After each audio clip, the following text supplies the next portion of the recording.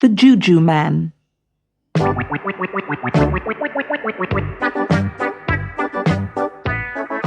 In a cave in the middle of a forest, there lived a Juju man who made magic.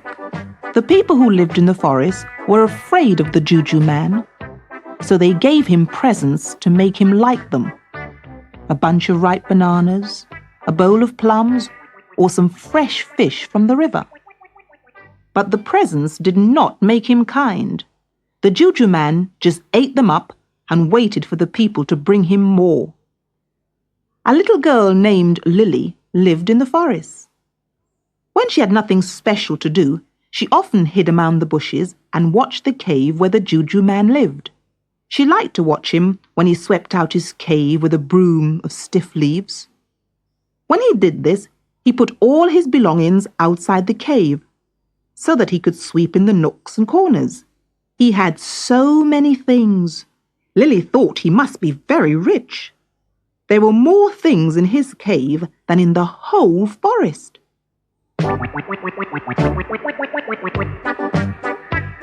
One evening, when Lily was watching from among the bushes, a striped tiger strolled past the cave.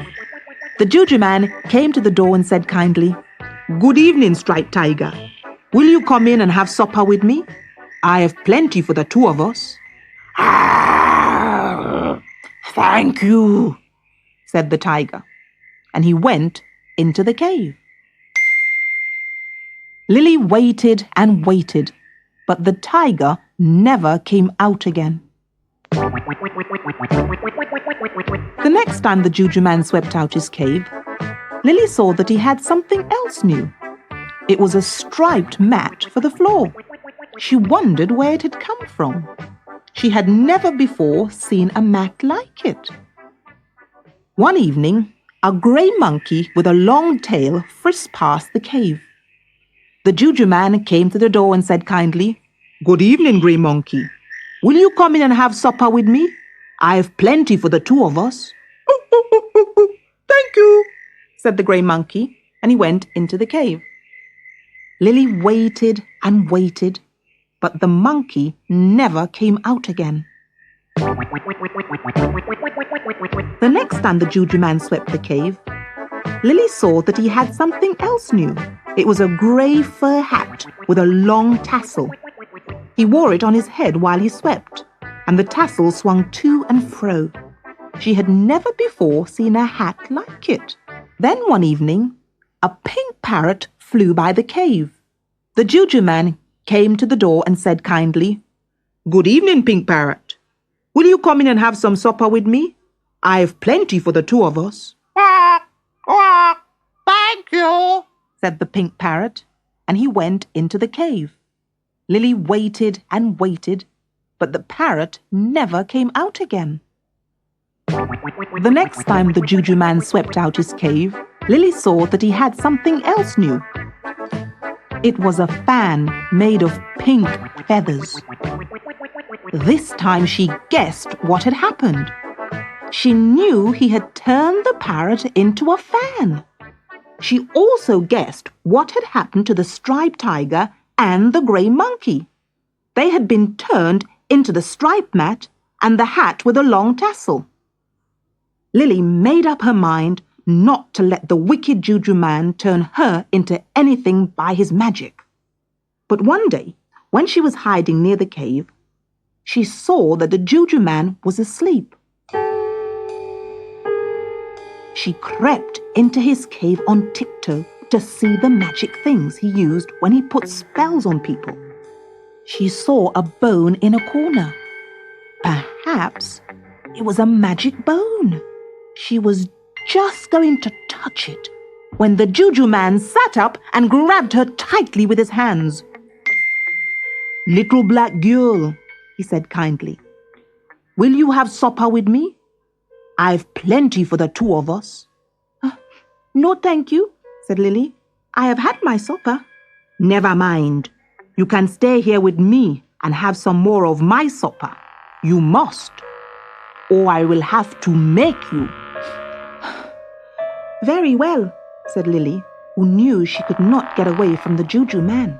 He was so strong and cunning. The Juju man began to stir the broth which was cooking on the fire. "You have some nice things in your cave. I think you must have everything you need. There is just one thing I want. That's a stool to sit on." "What kind of a stool?"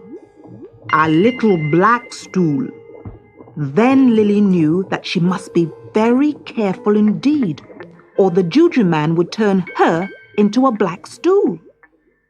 When the broth was cooked, he put some into 2 bowls, and when he thought Lily was not looking, he put a pinch of powder into 1 bowl and whispered some magic words. He gave this bowl to Lily and kept the other for himself. But when he was fetching 2 spoons and his back was turned, Lily changed the bowls round. She gave him the one with the powder in it. "Eat up your broth. Eat it up like a good girl.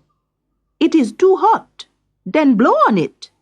So Lily blew on her broth.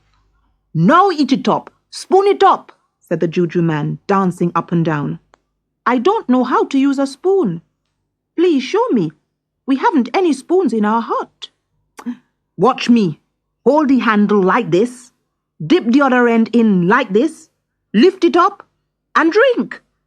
The Juju man drank a spoonful, and she tried to copy him, but her hands were shaking so much that she spilled the broth on the floor. "Hurry up, hurry up. Let's have a race to see who can finish first." Lily ate as fast as she could, but the Juju man was winning easily. When the Juju man had eaten half his broth, he began to shrink and shrink. He grew smaller and smaller. His head got flatter and flatter. His legs got shorter and shorter.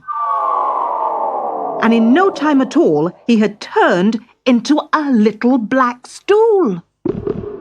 Then Lily looked around the cave and found a pot of magic powder that the Juju man had sprinkled on the soup.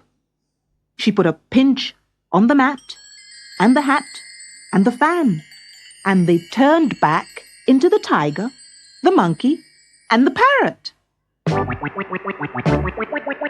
Then they all danced for joy and ran home to their mothers. And though the Juju man was now only a black stool and quite safe, they never went near his cave again.